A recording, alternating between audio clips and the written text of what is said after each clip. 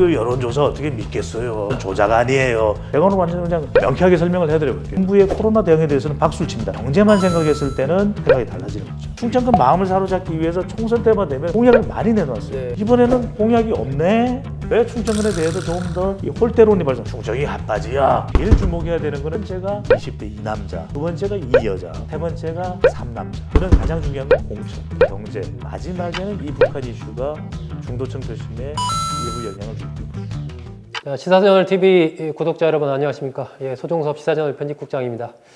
이 총선을 지금 60일 정도 남겨놓은 시점에서 민심의 흐름이 상당히 격변하고 있는 그런 흐름입니다.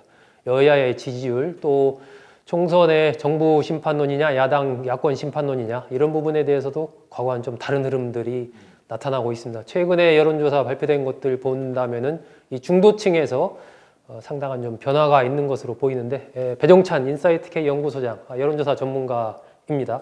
모시고 이와 관련된 얘기 나눠보겠습니다. 배 소장님, 이게 최근에 뭐 한국갤럽 또 리얼미터 조사 이런 거 보면은 어쨌든 이 총선에서 정부를 견제해야 된다, 정부를 심판해야 된다 이런 여론과 아니다 야당을 심판해야 된다 이런 여론들이 한 달 전 조사 이런 거랑 비교해서 볼 때 좀 상당한 어떤 변화가 좀 일어나고 있는 그런 흐름으로 보여집니다.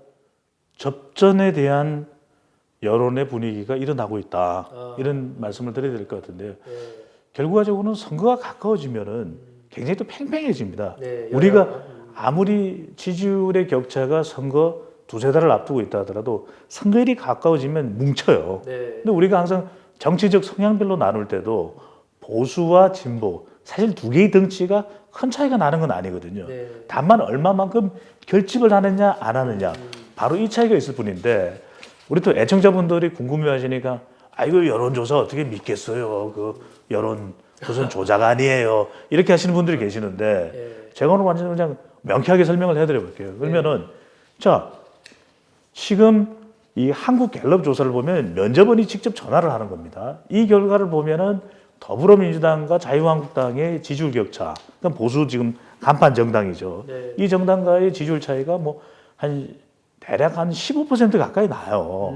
그런데 지금 심지어는 리얼미터 조사 결과를 보면은 한 5에서 7% 정도 차이가 나요. 최근 17일 조사 보면 7.9% 정도죠. 그럼 궁금하신 것이 10% 어디 도망갔어? 이렇게 이야기를 하신단 말이에요.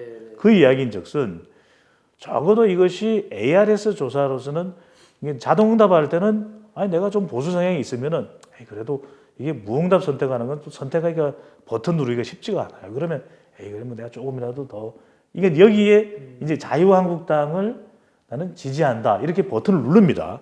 그러면 이래서 격차가 좁게 나와요. 근데 왜 그러냐면 그때 자유한국당을 이야기할 때는 지금 현재의 정부를 좀 내가 견제하는 그런 의향이 있어, 판단이 있어. 그것 때문에 그렇거든요. 근데 지금 한국갤럽의 경우에는 면접원이 직접 전화를 하면 우리 소국장님께도 이건 뭐 어느 정당 지지해요 그러면은 지금 똘똘 뭉쳐져 있는 더불어민주당은 더불어민주당 지지합니다 이러지만 자유한국당은 애매해요. 내가 그래도 내가 옛날에 그 알고 있는 이 보수가 있는데 말이야. 그러면은 약간 뭐 나 없어요. 이게 확실하게 얘기를 안 한다 이거죠. 실제 그 장면을 보면 표정이 이럴 거예요. 마지막 뭐 나 안 지지해요. 그냥 뭐 지지 정당 없어. 이렇게 이야기를 합니다. 그런데 그래서 무당층이 한국 갤럽 조사는 항상 리얼미터보다 많아요. 그래서 이 무당층들의 성향이 뭐냐? 그래서 보수인 거예요. 이 샤이 보수가 지지 정당이 없다는 무당층에 가 있다는 겁니다. 그러니까 무당층 10%를 꺼집어내 가지고 와버리면 두 여론조사의 지지율이 사실은 같아져 버리는 거예요. 그러면 의심할 게 하나도 없죠. 이제 이해가 되시죠? 그 다음에 한국 갤럽은 대통령 잘하냐 못하냐 이렇게만 물어본단 말이에요. 그런데 이 리얼미터는 조사는 매우 잘하고 있다, 대체로 잘하는 편이다 이렇게 나눠요. 그러면 네네 대체로 좀 못해도 내가 원래 지지했던 사람들이라면 그래 대체로 좀 잘하고 있잖아. 지금 이번에 이 코로나19 대응하는 거 봐봐. 이 정도 어떻게 해? 이 정도 하면은 참 일본이나 중국 그래서 이 대체로 잘하는 편까지 뭉쳐지니까 그것이 결집도가 그대로 나타나요. 그런데 이 아무래도 자유한국당이나 이쪽은 좀 느슨해지는 것이거든요. 네. 그래서 그런 차이가 있다는 것을 봐주시면 될 텐데 그런데 말씀드렸죠. 이 한국갤럽조사도 자유한국당을 지지하거나 좋아한다고는 차마 말을 못했어요. 자, 그런데 질문을 바꾸어 보는 겁니다.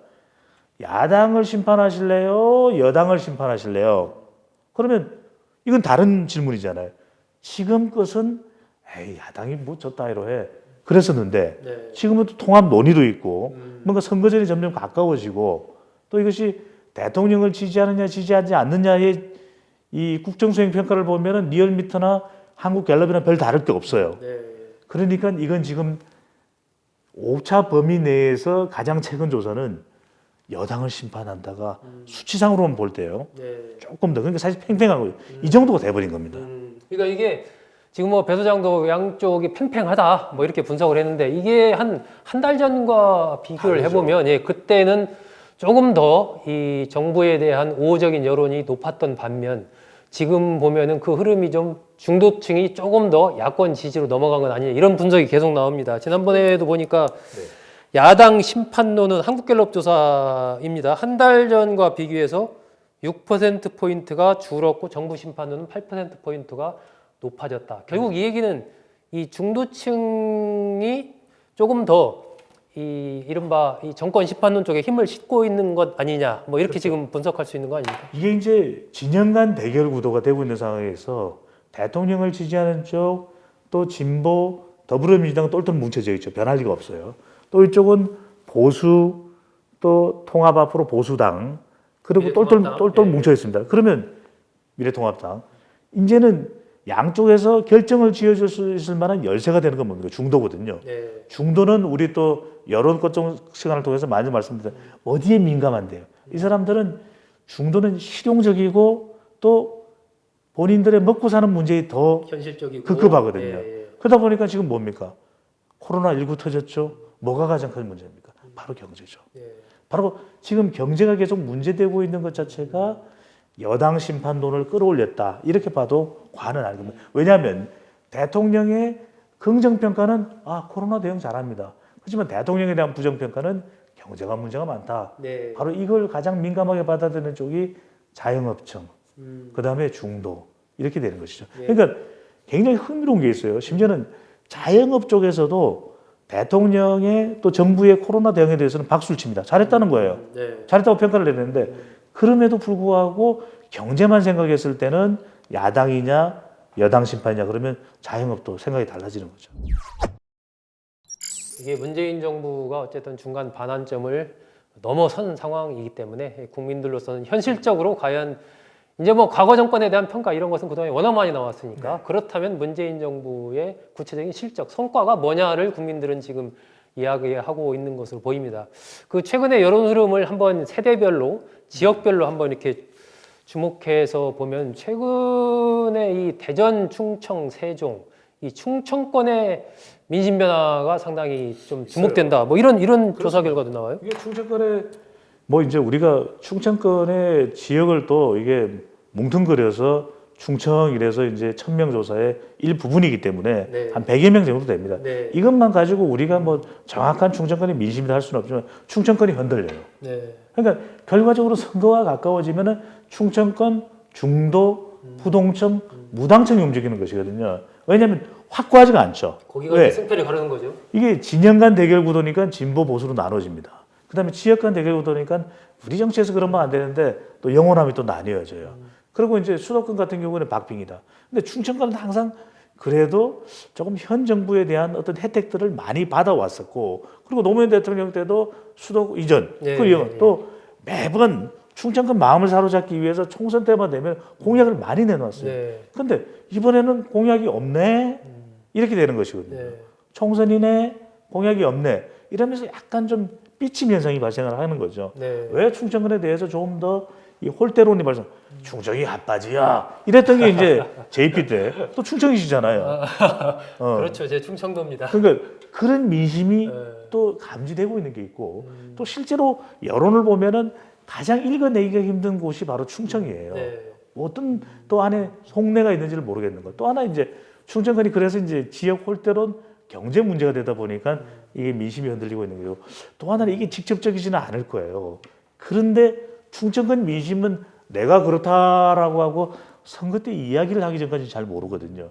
가뜩이나 힘든데 이번에 보면 코로나19와 관련해서도 많이 희생은 사실 한 셈이에요. 네. 충청 지역의 진천, 또 그전에는 최초로 예정이 됐던 곳은 또 천안이었고 아산. 이렇게 되다 보니까 물론 우리 교민들이고 또 여기 와서 건강하게 또 퇴소를 하는 모습을 보면서 박수치고 이게 연도에서 또 환송을 하는 모습들 보기 좋습니다. 하지만 다수의 이 충청도민들은 내심 아이고 좀 우리한테 그런 뭐 혜택이 없을까 하는 것도 이 마음도 작동을 하는 것이거든요. 그런 이유도 있을 수가 있고, 또 하나는 이게 충청권 맹주가 없어요. 지금도 공천되는 걸 보면 충청권의 이익을 좀 챙겨줄 수 있는 인물이 누가 있느냐. 근데 또 이제 세종시를 지역구로 하는 이해찬 대표는 난 불출마입니다. 또 이렇게 나와버리니까 충청권 맹주가 부재한 데서 오는 일종의 외로움 현상, 이런 것도 사실은 충청권에 지금 흔들리는 표심입니다. 근데 이 표심이 반드시 여당 심판론이냐 그렇게 작동하는 것만은 아닌데, 지금부터 그래서 저는 충청권을 이 표심을 잡기 위한 치열한 싸움이 이제는 이게 거의 이제는 이번에 마치 충청권 대전이처럼 벌어진다고 봐요. 그런 만큼 또 충청권이 또 하나 부산, 울산, 경남, PK와 비슷한 것이 이 지역도 세종, 충청남도, 충청북도, 그 다음에 대전시장 싹쓸이를 했거든요. 이것에 대한 평가도 이루어질 수 있는. 그러니까 이번에 흥미로운 게요. 김두관, 홍준표 이 두 전직 경남지사가 사실 맞붙는다면 경남도정에 대한 비판도 많이 이제 선거 전에 등장을 할 건데, 마찬가지로 이제 여기서 충청도에서 아이 광역단체장 당신들 뭐 우리 충청 발전시킨다고 그랬는데 뭐 했냐 이런 얘기가 나오면서 일종의 이번 충청에 관심적인 우리가 눈여겨봐야 될 부분은 제3의 선택을 혹시라도 한다면 할 수 있는 지역이 충청권이다. 그래서 국민의당 입장에서는 또 정의당 입장에서는 정의당은 정당 투표, 국민의당은 지역구, 이 지역을 결코 마지막 순간까지도 간과할 수 없는 곳이 충청권으로 보입니다. 그렇습니다. 지금 보면 뭐 부산은 김영춘 의원, 경남은 또 김두관 의원, 대구는 김부겸 의원, 강원도는 뭐 이광재 전 지사, 호남은 뭐 이낙연 의원도 있고 정세균 총리도 있고 이렇게 이제 대표 인물들이 쫙 여권에서는 포진을 하고 있는데, 충청에서는 사실 그런 부분들이 좀 약하죠. 세대로 최근 여론 흐름 한번 보면 세대별로는 좀 어떤 흐름이 나타나고 있나요? 세대도 다르죠. 네. 이제 이 남자 이 여자 현상이 일어나고 있어요. 그다음에 30대도 조금 표심의 변화가 있습니다. 그러니까 지난 대통령의 촛불 민심 때만 하더라도 문재인 후보를 가장 많이 지지하던 세대가 30대예요. 2017년, 16년 말 상황에서 그때만 하더라도 문재인 대통령이 정말 흔들리지 않는 철근 콘크리트 지지층이 30대였는데 조금씩 그 이후에 민심이 변하면서 40대로 넘어갔습니다. 40대로 넘어갔는데 지금 그래서 30대도 좀 흔들린다. 왜? 취업, 그 다음에 육아, 어떻게 할 겁니까? 주거. 지금 30대들이 대거 대출을 얻어서 마용성, 그 다음에 수용성 이런 이야기를 하거든요. 마용성 어디입니까? 마포, 용산, 또 성동. 그 다음에 여기 안 되니까 풍선 효과가 일어나서 다른데 9억 원 미만으로 거래할 수 있는 곳이 어디입니까? 그러면 대출 받아서 갭 투자를 할 수 있는 거 수원, 용인, 그 다음에 성남이 되는 것이거든요. 제가 무슨 복덕방에서 나온 거 아니고. 다 벌써 그런데 관심이 많으신 것 같아요. 이게 이제 20대 네네. 자, 부동산 특집은 다음에. 근데 여기서 이제 20대, 30대 특히 이제 30대들은 왜 그러냐? 20대는 캥거루족이에요. 부모님하고 그냥 부모님 집에 얹혀 살아도 됩니다. 자기들은 말로는 부모님이 자기들한테 또 정말 기꺼이 아이들과 사는 것을 원하셔서 산다고 하지만, 그런데 이 20대의 경우에는 그래도 그런 부담이 드는데 30대는 결혼을 하지 않습니까? 독립을 해야 돼요. 그럼 집이 있어야 되는데 내 집을 어떻게 장만할 겁니까? 이러다 보니까 최근에 부동산 문제 이런 게 30대들은 상당히 위태로운 문제가 됐습니다. 왜? 전세 대출 규제를 해버렸거든요. 그 말은 갭 투자가 안 된다는 겁니다. 이것 자체를 과연 이 여당의 이 정책 또 이쪽에서 알고 있을지는 저는 모르겠어요. 그런데 그렇게 흔들리고 있고, 대통령의 정말 뿌리 깊은 지지층은 40대입니다. 흔들리지가 않아요. 그러니까 흔들리지 않는다 이런 이야기를 많이 하는데, 흔들리지 않는 것이 40대. 그 다음에 50대도 상당히 탄탄합니다. 그러니까 50대가 원래는 보수 성향이 강했거든요. 그런데 오히려 이 동년배, 오히려 386이 586 되면서 예. 문재인 대통령을 마지막까지도 흔들리지 않게 지지해주는 층이 이 50대 전반, 이 40대와 이른바 50대 586, 전반. 네네, 그게 50대 전반인데 50대 후반과 60대 이상은 또 계속해서 또 급격히 대통령에 대한 반감 정서가 계속 늘어나고 있어요. 그래서 예. 세대별로 보면 저는 가장 주목을 해야 되는 부분이 결과적으로는 이낙연 전 총리도 이번에 임미리 교수권 네. 이야기를 하면서 아이 그러지 마세요. 저기 너무 지나쳐요. 예. 했던 이야기가 예. 바로 본인이 노려야 되는 지역이 창신 1, 2, 3동, 숭인 1, 2동 젊은 세대거든요. 이들이 아니 이게 좀 너무 그래도 그냥 너무 했는데 너무 나갔다. 네. 이런 것에 대한 후폭풍을 우려하는 것이거든요. 그러니까 내용상으로는 아 이거 민주당만 빼고 이런 거는 문제가 되지만 형식상으로 과한 대응이지 않느냐 이런 또 반응이 나올 때 물론 40대는 그렇게 생각을 안 해요. 네. 그래서 지금 제일 주목해야 되는 거는 저는 첫 번째가 20대 이 남자, 두 번째가 이 여자, 세 번째가 3남자. 네. 거기가 중요하다. 핵심이다. 핵심이다. 왜냐하면 자칫 거기서 이 반감이 생기게 되면 이들이 글쎄요, 물론 그게 일정한 시간이 필요하겠습니다. 미래통합당을 찍어버릴 수도 있거든요. 걷잡을 수 없다 이거죠. 그럼요. 그렇게 이게 되면. 한 가지만 더 추가를 말씀드리면 네. 이게 유권자들의 심리를 조사해 보면 일종의 이 올리브의 기대 불일치 이론이 있어요. 기대 불일치. 그러니까 문재인 대통령이나 더불어민주당을 지지해 왔는데 약간 내 기대하고 좀 벗어나면은 아니 그래도 우리 문재인 대통령이야, 우리 더불어민주당이야 이러면서 본인 스스로가 그것을 좀 합리적으로 이해를 하려고 들어요. 그런데 그 선을 넘어버리면 뭐지? 이런 정당이었어? 이런 정부였어? 배신감이 하면서 커진다. 확 돌아서거든요. 네. 바로 그 현상의 임계점이 어디인지가 중요한데 그런 부분에 대해서 이낙연 전 총리는 동물적인 감각이 있죠. 이거 안 돼. 안 되니까 그건 고발까지 하는 건 안 되겠어요. 이렇게 나섰던 것이죠. 지금 이제 배 소장께서 지역별, 세대별 또 전체적인 여론 흐름 팽팽하다 이렇게 분석을 해줬습니다. 지금 한 60일 정도 남았는데 이 굉장히 60일 도 안 많이 남았죠. 60일도 안 남았죠. 뭐 출렁출렁 할 겁니다. 2016년이나 2012년 이 선거 결과를 봐도 지금 시점의 여론과 실제 총선에서의 승패는 많이 달랐습니다. 한번 잠깐 제가 요약해서 말씀을 한번 드려볼게요. 2012년도 당시와 현재 상황이 어떻게 달라졌는지 이렇게 한번은 살펴보도록 하겠습니다. 이게 2012년도에 민주통합당이 28%, 새누리당은 26%였습니다. 지지도가 민주통합당이 더 높았죠. 실제 선거 결과는 새누리당이 152석, 민주통합당은 127석이었습니다. 지금 60일 전과 많이 다른 결과였죠. 2016년에는 또 어땠을까요? 새누리당이 42%, 더민주당이 20%였습니다. 60일 전에 정당 지지도가. 그런데 선거 결과는 어떻게 나왔나요? 여러분들 아시는 대로 더민주당이 새누리당보다 한 석 더 많은 123석을 차지했었죠. 이게 그만큼 앞으로도 많은 격변이 예상이 된다는 건데, 자, 배 소장님, 지금 시점에서 그러면은 이 총선의 승패를 가를 변수들이라고 여론조사의 판세를 좌우할 어떤 변수들이 있다면 어떤 게 있을까? 물론 예측할 수 없는 변수도 있겠지만 지금 시점에서 얘기할 만한 변수 뭐가 있습니까? 아니 저는 다 예측하죠. 다 예측합니까? 네네. 자리 깔으셔야 되겠는데요. 세 가지는 네. 경북공이에요.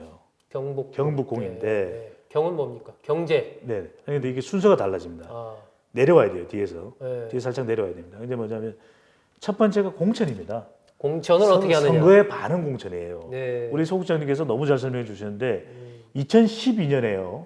2012년에 정당 투표는 민주당이 이겼어요. 예. 근데 왜 졌느냐? 예.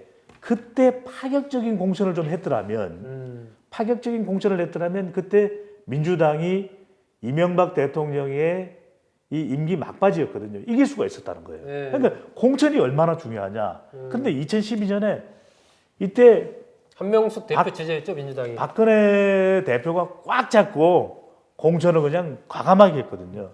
공천을 잘했다가 아니라 공천을 이기는 공천을 한 거예요. 네. 그러면서 이 전체 의석수는 많았단 말이에요. 지역구에서. 왜냐하면 그때 그 정당 색깔 네. 빨간색으로 바꾸고 그때 한 영남 완전히 싹쓸이를 하고 충북 싹쓸이하고 이게 충청권까지 그때 정말 상태 좋았거든요. 그런데 2016년으로 가보면 상태가 완전히 달라집니다. 그때는 봐요. 그때는 이 새누리당이 정당 투표에서는 가장 높았습니다. 네. 그런데도 다수당은 123석에 민주당이 되거든요. 네. 새정치민주연합이 된 더불어민주당이죠. 예, 민주당. 왜 더민주당이 왜 됐느냐? 그때 공천 잘했거든요. 그러니까 지역구 수도권에서 완전히 싹쓸이 바람을 일으킵니다. 새누리당이 공천을 엉망으로 했죠. 엉망으로 네, 했죠. 이른바 물론 이제 진박 공천. 상대적으로. 그런데 정당 투표에서는 그러면은 더불어민주당이 그때 매력적이었냐? 정당 투표 3위예요. 2등이 국민의당입니다. 네. 그러니까 그 절체절명의 위기 상황에서 상대적으로는 더 좋은 공천을 했다는 것이죠. 그때 보면 기억나실 거예요. 예. 그래도 뭐 그 당시에 누구 또 인재 영입하고 그때 인재 영입이 더 민주당이요. 상당히 호평을 받을 수 있을 만한 거죠. 그렇죠. 그럼 뭐냐? 올해 이 준연동형 비례대표자까지 있는 상황에서는 공천이 1등입니다. 그다음에 두 번째는요. 네. 두 번째는 두 번째는 경제입니다. 경제. 이 자영업 인구가 비율이 상당히 높아요. 이 경제에 홀딱 넘어오지 않는 직업 계층은 사무직입니다. 그러니까 이게 화이트 칼라가 저도 얼마 전까지 화이트 칼라지만 제가 이런 말씀드려 죄송한데 화이트 칼라가 멋모르고 허당이에요. 왜? 자기 돈이 얼마 빠져나가는지 건강보험이 얼마나 많이 빠져나가는지 몰라요. 그냥 빠져나가니까 빠져나가겠지 이러면 본인의 경험이죠. 아니 그러니까 진짜 그렇습니다, 네. 부장님. 이게 우리가요, 이게 근로소득자들은 뭐가 빠져나가면 이러고 있다가 나중에 내 돈이 다 어디 갔지? 그러니까 모르는 겁니다. 그러니까 사무직들이 대체적으로 지금 세금 이야기를 안 꺼냈기 때문에 정부 여당에 대해서 굉장히 호의적인 여론이 있습니다. 거기 참고하실 필요가 있고 반면에 이제 이 경제에서는 자영업을 누가 잡느냐 이게 핵심입니다. 이 자영업의 마음을 완전히 끌어들이면 이 가족들까지도 집단 투표가 이루어질 수가 있거든요. 이 마음을 누가 가져가느냐. 대체로 자영업과 연결되는 직업 계층이 가정주부예요. 왜? 혼자서 못합니다. 요즘에요. 이게 가족기업처럼 운영 가족처럼 빠지게 고생을 해도 겨우 이게 밥벌이 될까 말까 거든요. 맞습니다. 그러면 가정주부까지 연동되는 게 자영업이에요. 그럼 마지막 남아있는 건 뭐다? 북한 이슈입니다. 이 북한 이슈는 누구한테 영향을 주냐면 물론 경제도 중도에게 영향을 주지만 중도층 표심은 그래도 문재인 대통령이 큰 기대감을 걸고 있는 것은 북한 문제는 잘 될 거야. 잘 될 거야. 여러분들 일단 트럼프 대통령이 난 북한인지 김정은 위원장 오래 안 만나 이랬단 말이에요. 그러니까 이런 북한의 상황이 그러니까 이건 안 좋을 때입니다. 지금 상태라면 큰 영향을 못 줄 텐데 북한의 김정은 위원장이 또 무엇인가 예상치 못하는 돌발 변수가 된다면 저는 가장 중요한 건 공천, 그다음에 경제, 코로나19로 야기된 마지막에는 이 북한 이슈가 중도층 표심에 일부 영향을 줄 걸로 보입니다. 여론 흐름은 팽팽하고 그 여론 흐름을 가를 큰 틀의 변수, 경제, 공천, 북한 세 가지 배 소장이 바라보는 포인트였습니다. 여러분 앞으로 총선 60일 안 남은 시점인데 여론 흐름이 또 어떻게 바뀌면서 드라마가 어떻게 전개될지 같이 한번 지켜보겠습니다. 배 소장님 수고 많으셨습니다. 감사합니다.